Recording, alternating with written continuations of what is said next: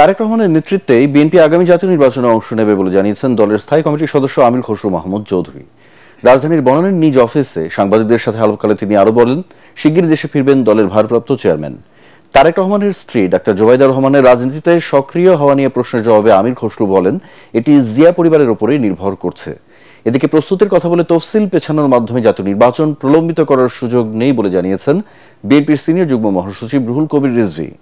দেশ গড়ার পরিকল্পনা নিয়ে বিএনপির 7 দিনব্যাপী কর্মশালার ভেন্যু রাজধানীর কৃষিবিদ ইনস্টিটিউট মিলনায়তনে পরিদর্শন শেষে তিনি সাংবাদিকদের কথা বলেন।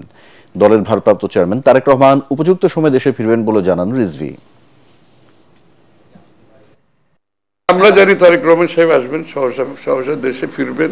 ওনার বাড়িঘর সব প্রায় শেষের দিকে, ওনার অফিসের কাজও প্রায় শেষের দিকে। সুতরাং উনি যে কোনো সময় বাংলাদেশে আসবেন। উনি দেশে ফিরে আমাদের নির্বাচনী নেতৃত্ব দিবেন। আশা করি জনগণের আমরা যদি সমর্থন পাই, আগামী দিনে বিএনপি যদি সরকার গঠন করে উনি প্রধানমন্ত্রীত্বের ওনার নেতৃত্বে মন্ত্রিসভা গঠন হবে। দেশনেত্রী বেগম খালেদা জিয়া প্রথম ব্যক্তি হবেন যিনি চাইবেন দ্রুত নির্বাচনের মাধ্যমে দেশে গণতান্ত্রিক অর্ডার ফিরিয়ে আনা। পূর্ণবাস পার হয়ে গেল, তো সেই ক্ষেত্রে আর কি প্রস্তুতি লাগবে?